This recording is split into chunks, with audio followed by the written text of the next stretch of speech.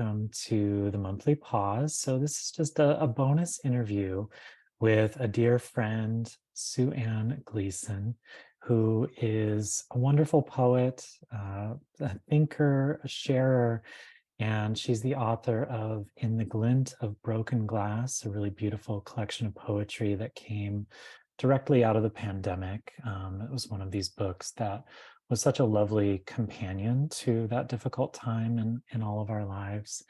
And she's working on new projects and writing, micro essays and doing all kinds of exciting things. So I'm hoping that we can talk more about that today, Sue Ann, and just kind of seeing where our conversation leads us. I think everyone in the community always enjoys the I'll say discursive nature of conversation with poets, because I just think poets' minds are the best minds. They're the most interesting. Ooh, So welcome and thank you so much for the conversation today. yeah, thank you for having me. I'm really honored, James. Really honored to be here today. Yeah. Absolutely. Well, I always love to start with a poem because I feel like sometimes the conversation can get going and then we forget about the poetry. And I also think poetry just brings us into the soul space. It just reminds us why we're here. So I was wondering if you would read your poem, Ask Me. That's Mhm. going to be in my new anthology. So this is a selfish ask. I just want to I hear, know. I want to hear it from the poet.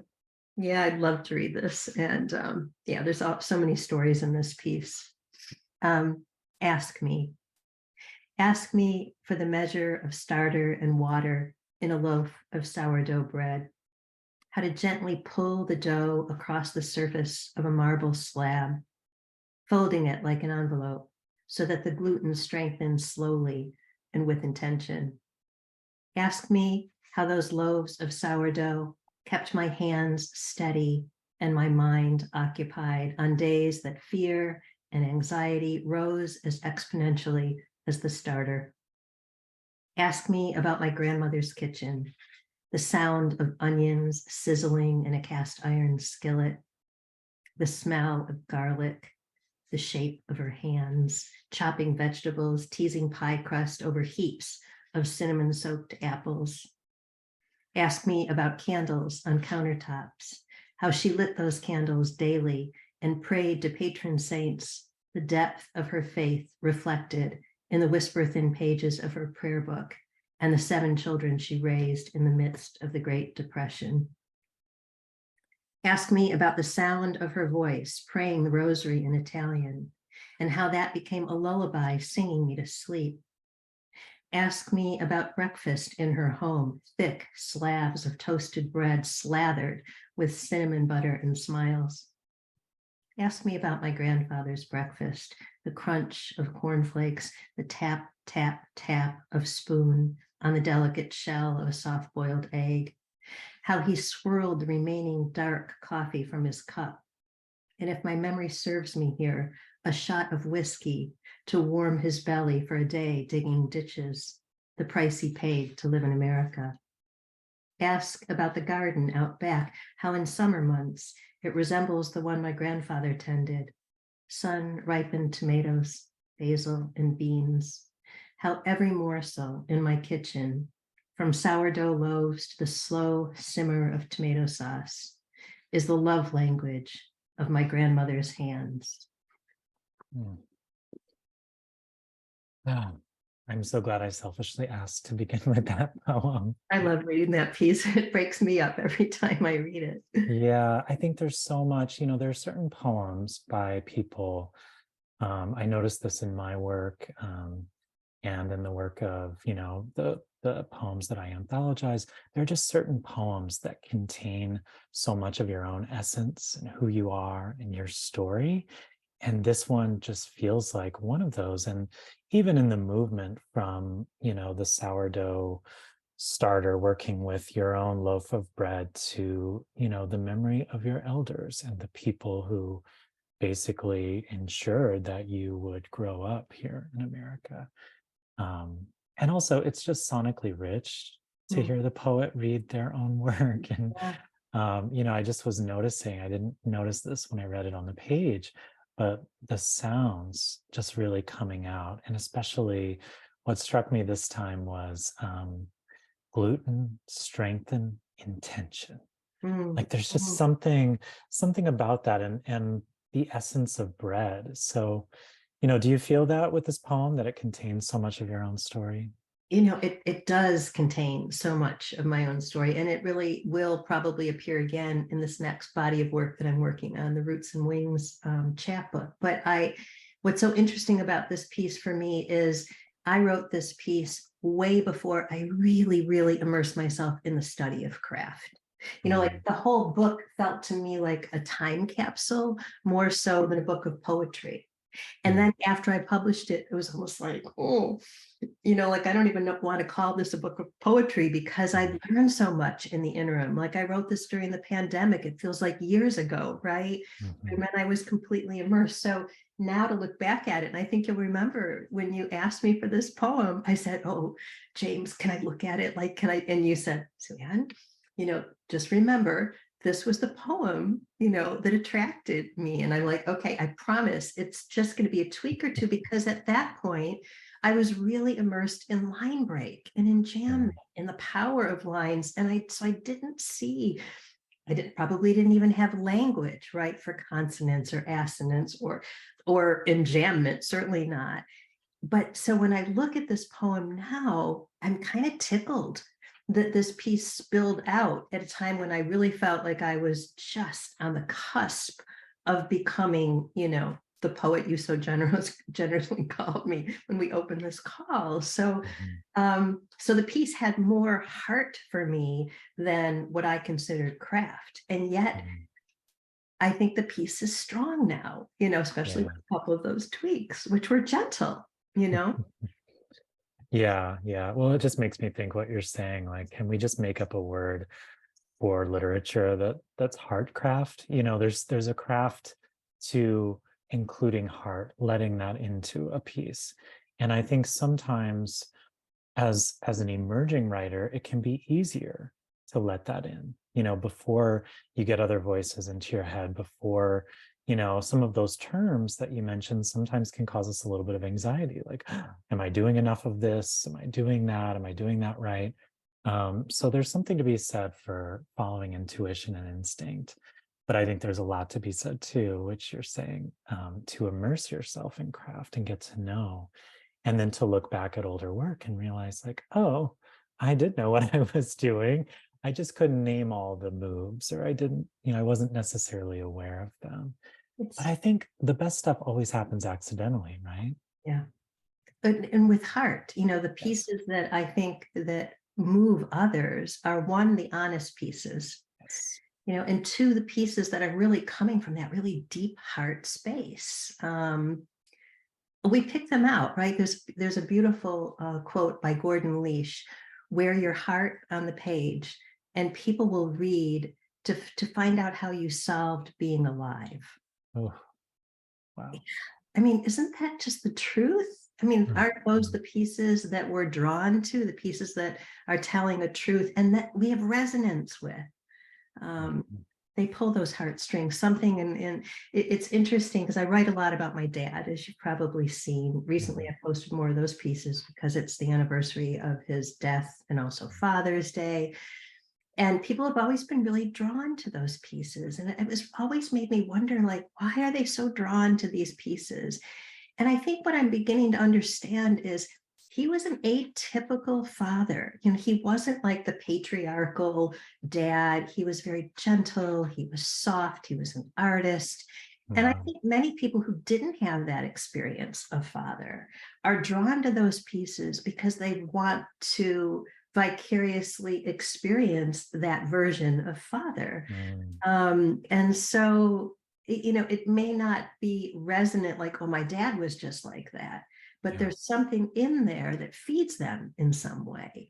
And I think those images that we have, like the image that I have of, the glass of orange juice on your Mm, kitchen table from that poem, like it's those images of our past, that tell a story that in some way warm, I think, our readers in a way that stays, right? yeah. Yeah. Yeah. And I think you're absolutely right. I mean, it must have something to do with empathy, this idea of living vicariously through a poem, like you're saying, someone else having access to that maybe softer, more creative, generous version of a man, even if they didn't have that in their own father. And so I think there's a lot to be said for offering that as a gift and realizing that that is a gift that you can give others.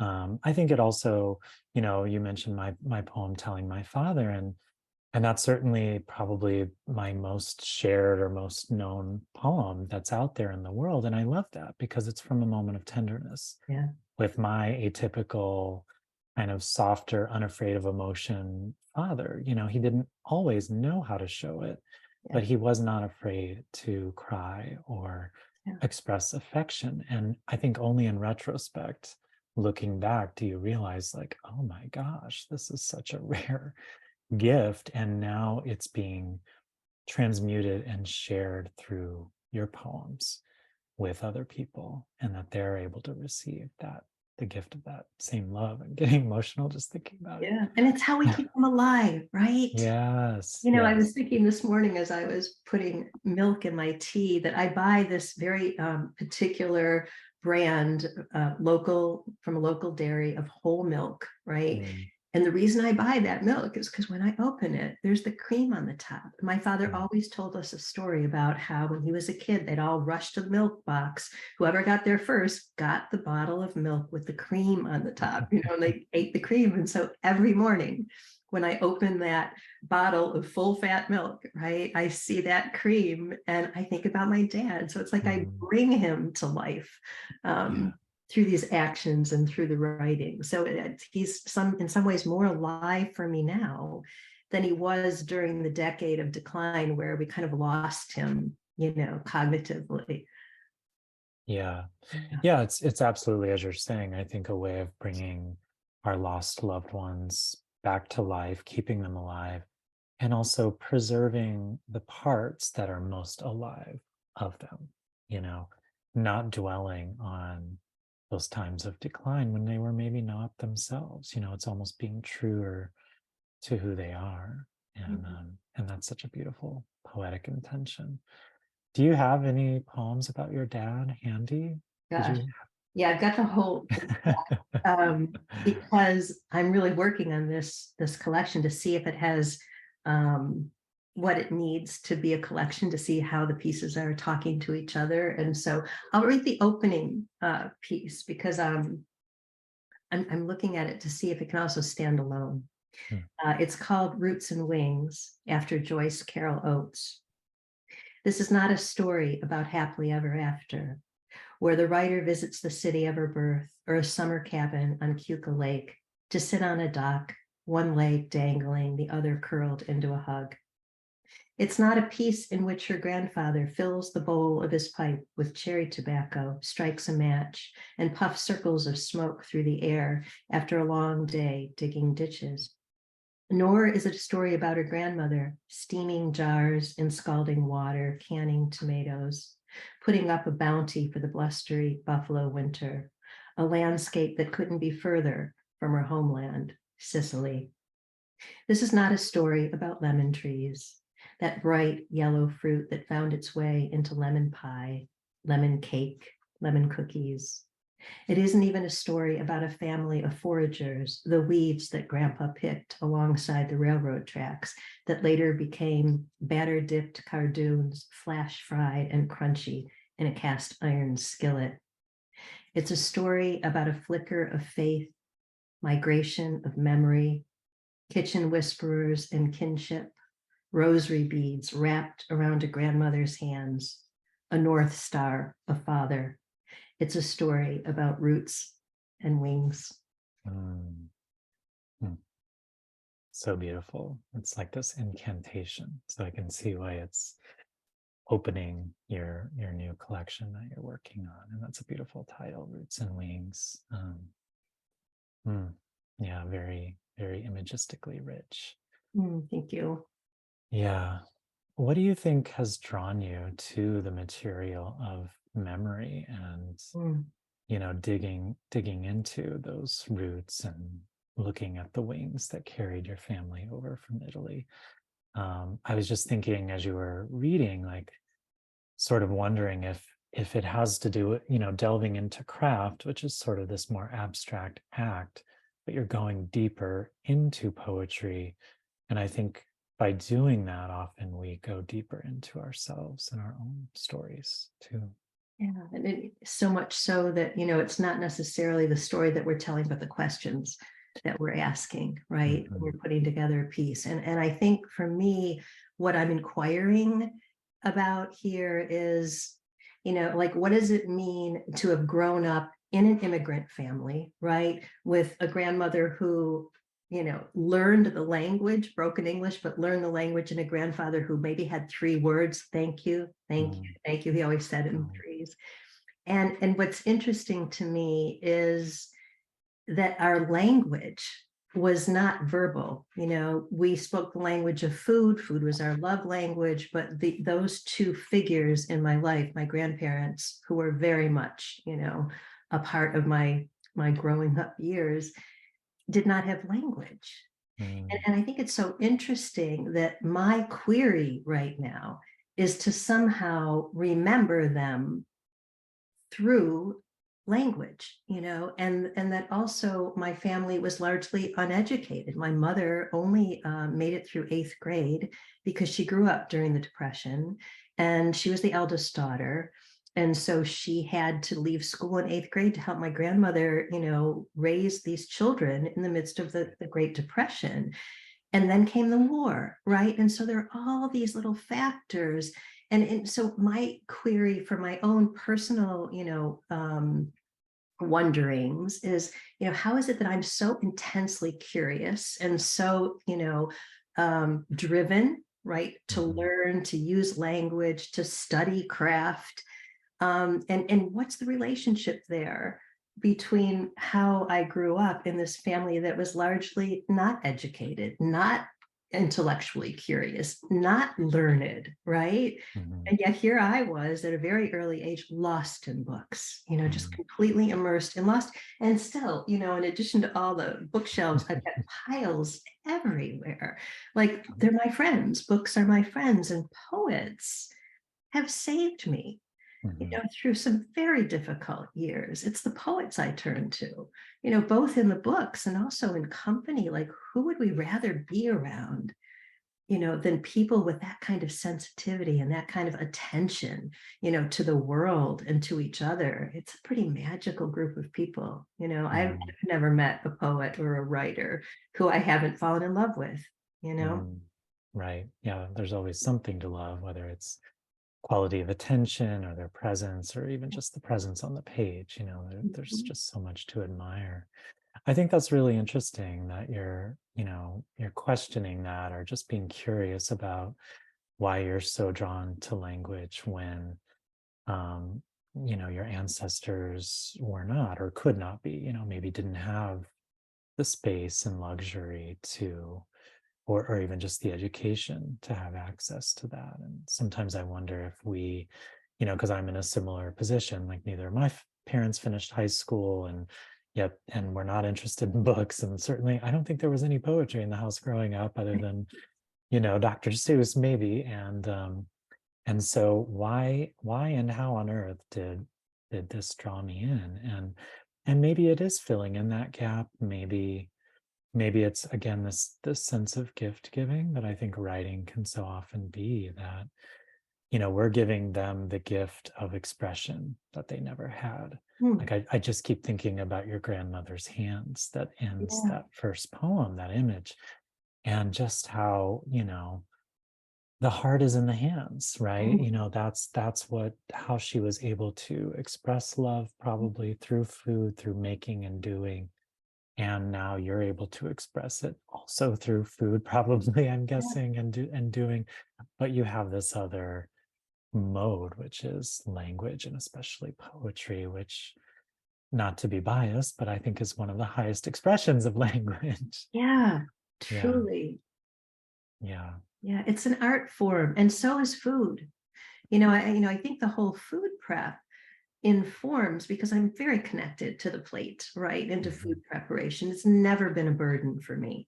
But, transparency here, I'm not a mother, so I never had to like cook for a family. I've always cooked for the beauty and the sensual nature of food, the aromas, all of the senses.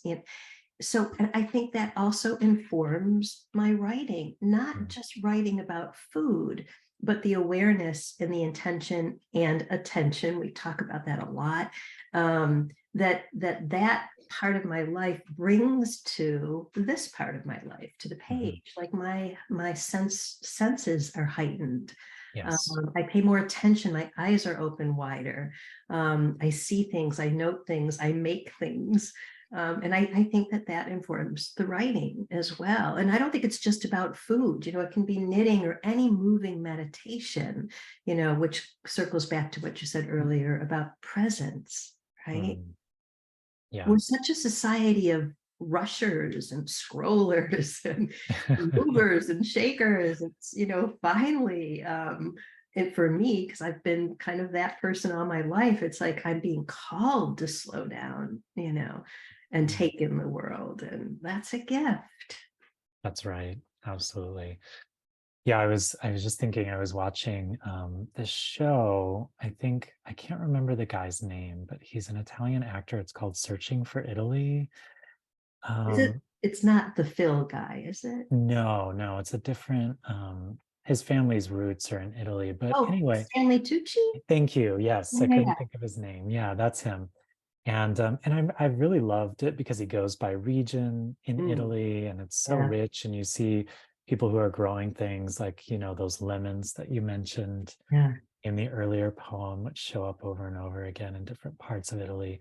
But one thing, he was somewhere and kind of cooking with this family, and it was this kind of traditional dish, big process. And the woman said something like, everyone wants a quick recipe nowadays, but the best recipes take time.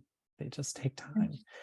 And it's like, it can be this all day process. And I think this goes back to something that I've been thinking about a lot. And I thought about it when you were reading actually both poems, but especially the Ask Me poem, is this sense of ritual Mhm. that is around, like, even just the words food prep, like there are different steps to the ritual of making a meal. You have to prep things, then you cook them, and then maybe they sit Yeah. for a time. So just that sense of ritual and how we can take pleasure in that. And I really zoomed in on what you said about the heightened senses, because I think that's what cooking and growing and harvesting food can do for you. It really just heightens the senses. You're paying attention. You're also seeing origins, like not only the origins of the food, but like what you're exploring right now, which is the origins of a recipe or a love of this kind of food, or the literal origins of your family and the food that sustained you through very difficult years. So I'm just kind of have all of that swirling around now after taking in some of what you're saying. Growing up, in an Italian family too, like there are those recipes, which of course they were never written down, right? But when I come across, like I was in the UK, I kid you not, I bought a book. It's like this big.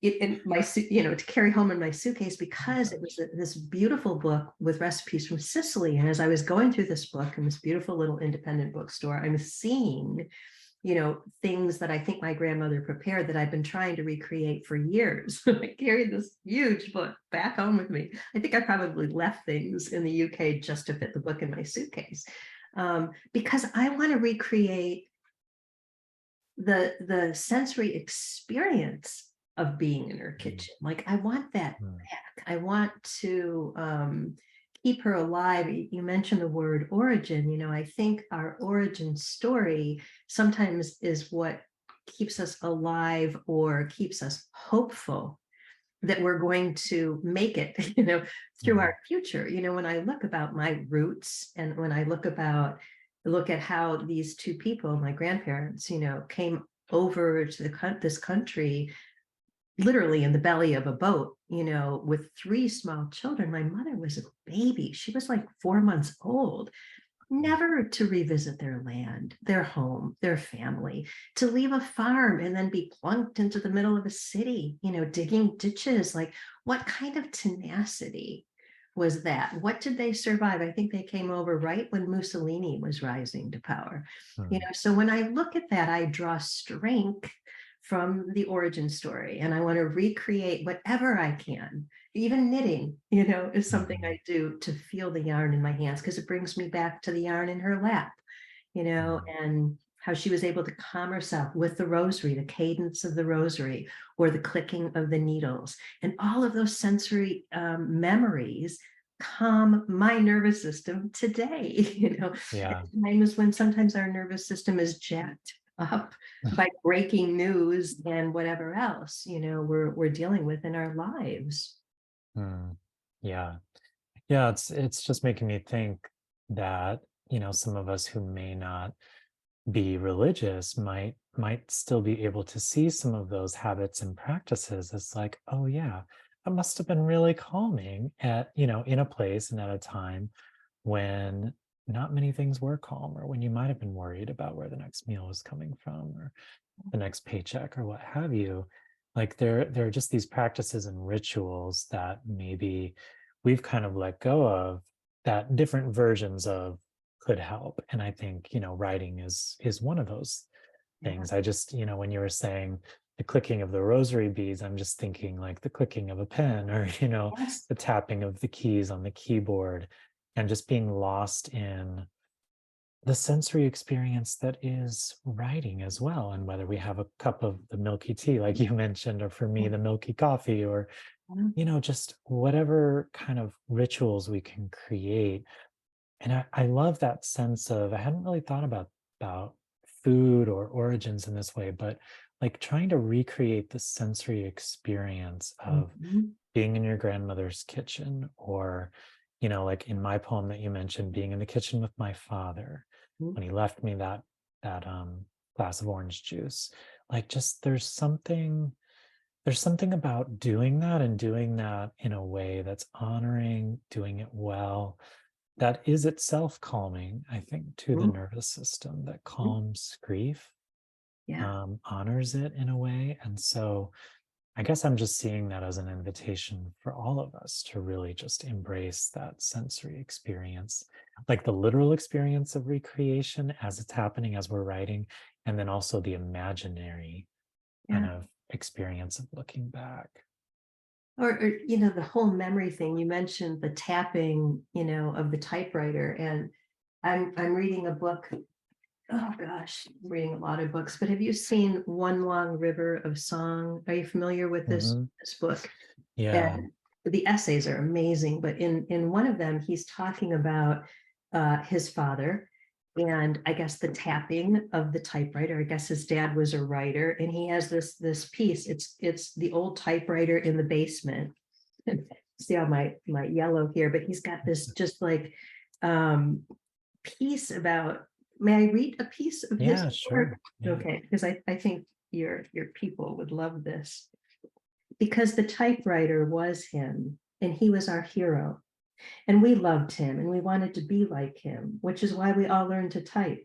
Because you would daydream of writing a story on his typewriter, which you would never actually do so, because using his typewriter would be like driving God's car. Because his typewriter stood proudly in the center of his desk, and there were books and magazines and dictionaries and neat stacks of paper and manila folders and newspaper clippings and rulers and erasers and pencils and pens and a jar of rubber cement, and not one but two X-Acto knives, sharper than a falcon's talons. And above his desk was a shelf crowded with dictionaries and catechisms and manuals and other books of all sorts, many of them bristling with bookmarks and scraps of paper marking particular pages or passages of heft and verve and dash and wit. And I could go on, right? Mm. But isn't that what Wow. we're talking about? Like, I Mhm. got the goosebumps reading this, Yeah. because this wasn't my father typing in the basement, but this was, this man's experience of as a child, of what he revered in his father, and look at the writer he became, right? Mm, I mean, it's just, yeah, to me, so moving yeah. what we And carry that's forward. that's right. And that's a beautiful way of putting it, carrying it forward. And that was One Long River of Song by Brian Doyle, right?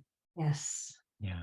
Yeah, so beautiful. Thank you for sharing that. And I think that just illuminates, it's sort of so commonly said as to be cliche, but it's also easy to forget that when we are really specific to our own experience, especially our own sensory experience of the past, we just open this inner door for other people. Like as you were even reading that, I was like, oh, my dad certainly wasn't typing on a typewriter in the basement, but he was working on various projects. Like for a while, he restored antique pedal cars from the 40s and 50s and would make these parts himself and repaint them and reshape them. And I didn't even understand the beauty of what he was doing. I didn't even know. I didn't see it as art until much later. And even I haven't thought about it in years. But as you were reading that and he's describing everything, I'm seeing, the jar, the baby food jars of nuts and bolts, and like it Yes. just opens this door. Yeah. And are we talking too about how reading, like being voracious readers informs our writing? And this isn't about craft, right? Right. This is really about immersing ourselves in the memories of others, especially, of course, if we're reading memoir or poetry derived from our lives, which is my favorite genre. Yeah. Memoir is the genre that I love because I'm finding out how people survived being alive. Mm. So rich. Yeah. Yeah. Oh, yeah, it is so rich. And I think too, that it can inform, even if we think of ourselves mostly as a poet, reading memoir, reading something that seems on the surface like, oh, this is a different form, this is very different, can inform what we're doing with poetry. Because it seems to me that, your poetry started out in a certain place, but reading what you were writing for a while now, I see you as really turning toward the narrative and turning much more toward memory and exploration of that.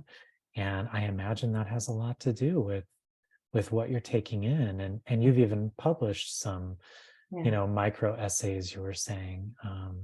So how do you see the shift that has happened into that? And I- maybe it's still too new to Well, really no, introduce. it's so interesting to me because it does really talk about the evolution of the writing, and how it's kind of transmuted. But because I got so interested in form and line break and craft, I really immersed myself in that study. But then something new came along, and I've been looking at the hybrid form. And I took a workshop recently with this, wonderful woman. I don't want to get her name wrong. I'll think of it in a minute, but she talked about the hybrid form, the fusion of forms that are Mm, inherent in hybrid. And she gave the reference to a spork, the tines of a yeah. fork, but the scoop of a spoon, and Mm, how these forms can be blended. And so I started to get really curious about what would happen if I took some of these pieces that I so painstakingly, formed into couplets and, line breaks, and compressed them. And I may have shared this with you. There was one piece. I was in a week-long challenge Facebook group or whatever, and I posted this one piece that I had taken from another piece and compressed. It got a lot of feedback, and I thought, maybe I'll just drop this into a submission and see what happens. And the piece was picked up in 2 weeks. I have never had a piece picked up in 2 weeks. It's usually months, like could be 6 months, right? And it made me think about, like, what is it about this particular form that is calling me to investigate it? And mm, so then I took some of the more difficult pieces that I had written during my father's decline, during that 10 years. I called it the abyss. yeah. Long pieces that I just wrote, through grief and pain and angst. And I thought the only way I can approach that material now is through a micro essay. Mm, And so I took some of those pieces and I created four. 4 very tightly crafted micro essays. And um, I'm thinking about the placement, how I would place them into this collection, because they're the darker pieces, right? Mm. And then I took one of the pieces, I entered a New York City midnight challenge, like it was one of these 100-word challenges. I'm thinking, okay, that'll be fun. And I got suspense or horror writing, so not my genre. And then the action was brewing coffee and the word was worn. And I had to, incorporate those 3 things into a micro essay. And I took one of the pieces I'd written about my dad called The Chaplain, and I reworked it into a 100-word micro essay. Mm. And it made the first cut. Like there are thousands of people in this challenge, and I never expected this piece to make the first cut. And it made the first cut. So now I'm into round 2. And that isn't to say it was a great piece, but what it made me think about is there's something about the action or act of compressing a piece, Mm. or looking at our pieces through a different lens, or taking them into different shapes that reworks the way they're perceived and the way we perceive them. Yes. And so I just think as a writer's playpen, so to speak, to take some of the pieces that we've written and rework them or look at them with fresh eyes is a useful exercise, whether they go anywhere or not. It's Mhm. a useful exercise. And maybe I'll discover, that prose or these micro essays are a form I should explore more. Mm. I remember when you asked me, or you shared this Ask Me piece, because it had gotten Mm. picked up by a journal. And when you shared it on your page, you said something like, now, this isn't something to the effect of like, this is a bit longer than, and I, what I typically share something and think, oh, that's interesting. Like it was just an interesting way to introduce it. But then I realized later that the pieces in your beautiful collections fit Mm. this size book. And so your lens, right, was toward these more compact pieces. And that must have just come out in your share. Like usually what, you're sharing is like compact, but this was kind of long. It is, a long piece. Yeah. But I think what I'm just trying to say is that I think it's useful to play, right? Yeah. To play with these pieces and not put them away forever, or not look at a piece and say, well, that, I've submitted this one, never got picked up, must be trash. Maybe it's the form of the piece, or maybe it needs to be reinvented, Mm. or maybe it doesn't need to be submitted at all. And maybe it needs to be in conversation, in social Yeah. media or with friends, or a writing Mhm. group. I don't necessarily think submission, and I think we've talked about this too, is indicative of good writing. I think that it's wonderful to have a piece picked up, Mhm. but I don't think it should stop us from, or make us doubt ourselves or our craft or our writing. Yeah, I mean, it can be useful and helpful and give you a little jolt of pleasure when something happens, especially when it's really surprising, like some of those examples you were giving. I always love when that happens. It's like, well, I don't think much of that, but I'll send it anyway. And then Yeah. someone really loves it, and you're like, oh, okay, maybe I'm not the best judge of my own work. Yeah. But I think it's so much about listening. That's what I'm gathering from this. And I'm just thinking about that challenge that, through the New York City thing that you mentioned, where you're given these parameters. And it must have just, you were called to this piece that you wrote about your dad, the chaplain. And, like, I'll rework that. And I think, that's such a great encouragement for all of us to like just listen to those little whispers of like, there's a call for submissions for this kind of poem or this subject. What pops into your mind? Like what instantly calls to you, even if it needs reworking or you want to tweak it a little bit before you send it, what pops into your mind? And I think I have been very successful listening to those whispers with placing certain poems, because if you know what is published in a place, typically it doesn't guarantee that you will get published, but it ups your chances if you just listen to what's being called. Now, I agree, not everything needs to be published. I love what you're saying about learning a lot from a piece by having it in conversation Yeah. with friends.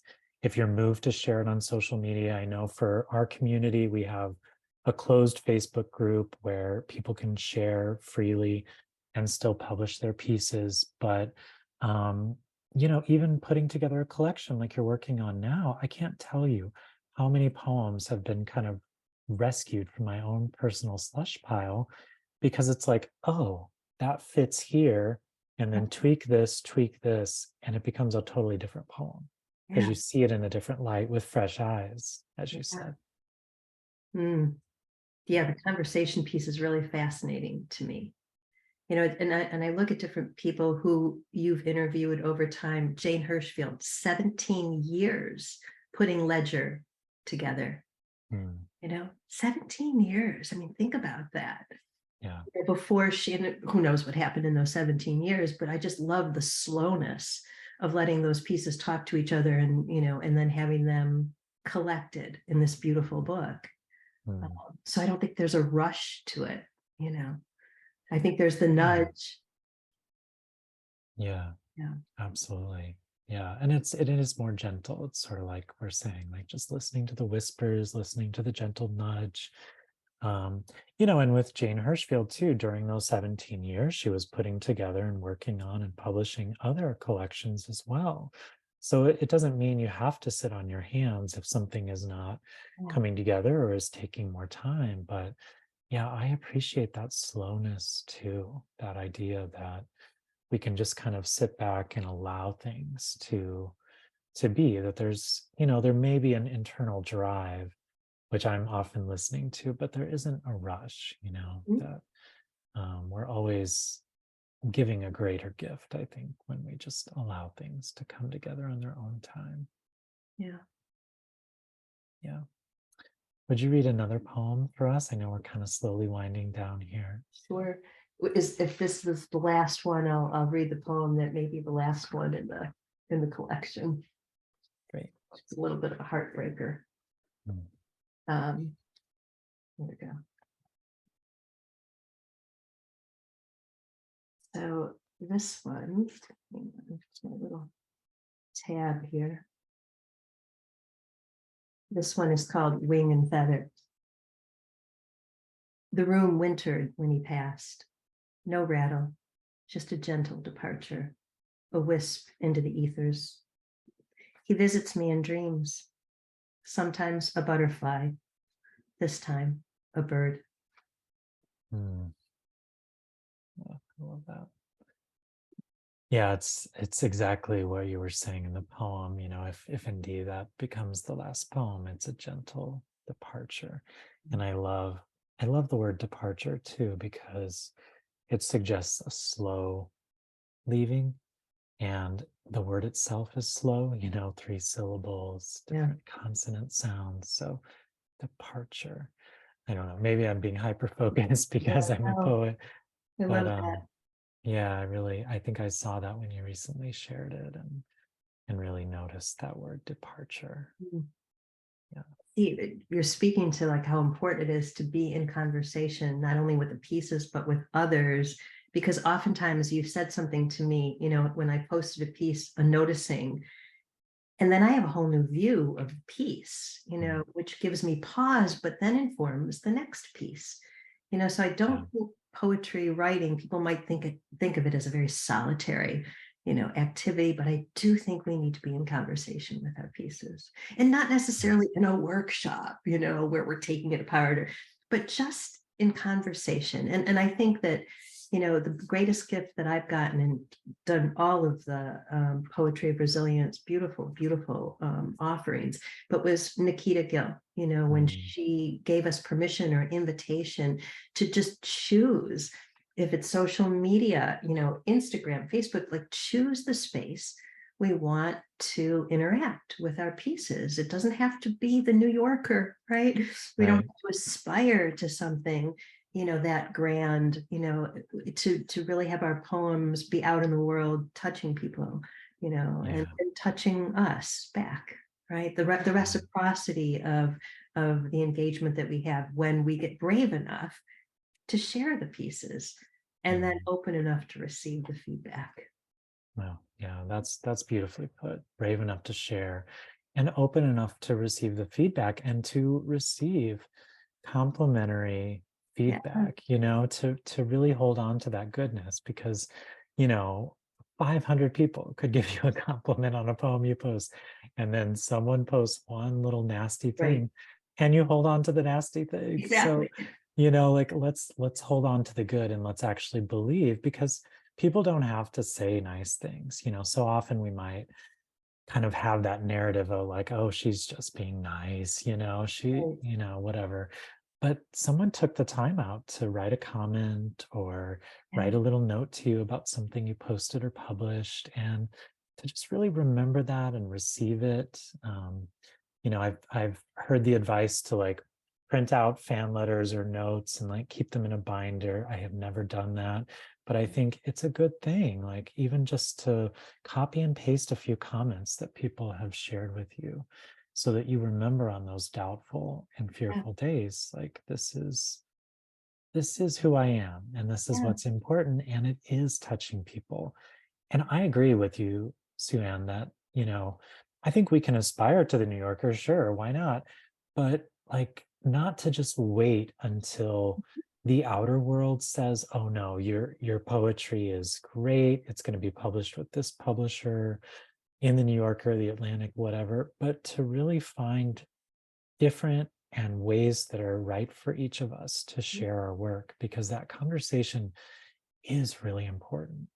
And I freely share on social media. Not everyone wants to or can do that, but I have learned so much more about my own work Mhm. and which pieces kind of resonate for different reasons. So there's so much value in, I guess what we're saying is community, right? Yeah, Yeah. exactly. Yeah. Yeah, definitely. Yeah, and it doesn't have to come from a workshop. It's almost like if we could just have an appreciation shop where we just Mhm. share Yeah, what we're working on and reflect back like, oh, this is what really stood out, or this is what stays with me. That's what I'm always trying to do when I'm working with people in generative spaces, because I think we need to, kind of like you were saying earlier, we need to hear what's working in a particular piece so that we can carry that forward yeah. into the next thing that And we're working on. also, we need to hear what's working in pieces that are not our own, because then Right. we're not as attached to, we get very attached to our words, right? But if we can learn by seeing the feedback on the pieces of others too, that informs our writing. So all these low stakes kind of places, but as children, right? I was a teacher of small children for years. They blossomed when you Mm, noted, their art or their words, and they grew. There was no real place for criticism, right? mm. In a first grade classroom, there's only Yeah, a place to blossom and grow. We're no different. We're no that's different. right. Show me what's working and I'll do more of it, you know? Yeah.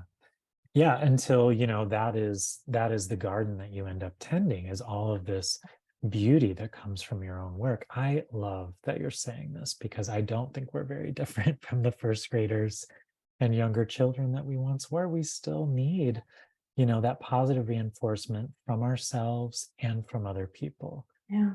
and not from, the New Yorker necessarily, or Norton agreeing to publish our book or whatever it ends up Right. being. Like we need it from real people who are saying, your poem about your father reminded me of my father's final days and my dreams about my dad. And, like having that intimacy Yes. is such a rarity. I think we're hungry for that kind of intimacy. I Mhm. think that's why your communities flourish, because they provide a container for the intimacy people don't have in their day-to-day lives. Very different, right? To share such vulnerable pieces in a really safe space than to go have lunch with a friend that maybe you've known for years, right? Right. Completely different dynamic. Mm. So poetry does that too in the spaces, that we create around our work. Yeah. It's vital. It absolutely is. And I think the best poetry doesn't really allow us to just exist on the surface of things like that lunch with a friend might, like, Right. oh, we can't go there. We can't go. poetry just drops us Yes, into the depths, right? completely, completely. And we just are there, and so we have to kind of navigate that, like you were saying earlier, resolve that question of how to be alive. Yeah, Yeah. Well, I think that's a good place to end, although yeah. I could keep talking I with know I you could talk forever. for I hours. can't believe it's been 15 minutes already.